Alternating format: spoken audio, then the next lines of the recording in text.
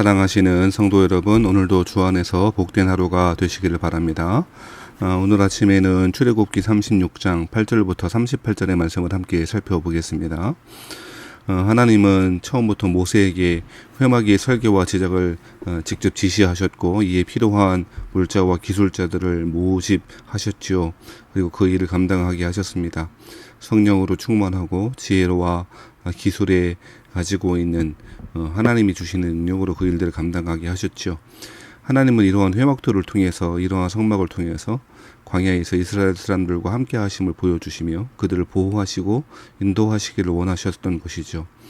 오늘 본문의 말씀, 이러한 회막, 특별히 회막의 본체를 만드는 과정이 기록되어 있습니다.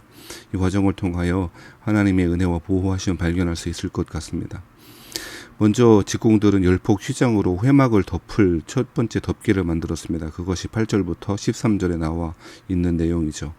휘장을 짜면서 배실, 색실로 그룹들을 수놓고, 그룹은 천사들을 가리키는 말이죠.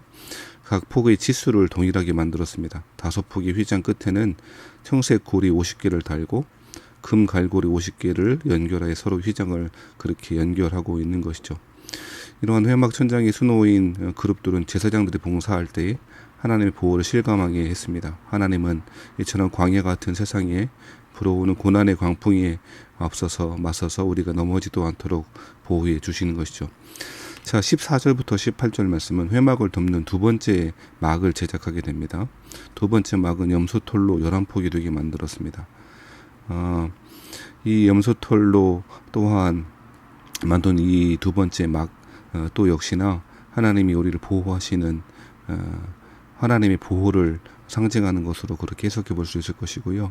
이처럼 하나님은 우리의 피난처가 되시고 보호자가 되신다는 사실을 잘 보여주고 있는 것이죠. 세상에 어떤 것도 우리를 보호해 줄 수 없습니다만 시편 46편 1절의 말씀의 고백들처럼 하나님은 우리의 피난처시며 환난 날에 만날 큰 도움이 되어 주십니다.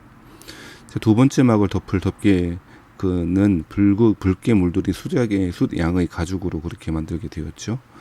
19절 말씀에 그렇게 기록되어 있습니다. 회막을 짓기 위해서는 반드시 숫양의 희생이 요구되었습니다. 회막에서의 숫양은 죄를 위해서 희생하신 우리 예수님을 예표한다고 볼 수 있을 것입니다. 교회는, 하나님의 나라 백성들은 이처럼 예수님의 죽으심 위에 세워진 것이고, 우리는 바로 예수님이 당신의 피로 사신 교회, 그 교회를 소중히 여기고 그 하나님 나라의 보호하심과 우리 주님의 희생하심을 그렇게 기념하고 기억해야 할 것입니다. 또한 20절부터 30절 말씀에는 조각목으로 회막 본체에 구성할 널판을 제작하고 있지요.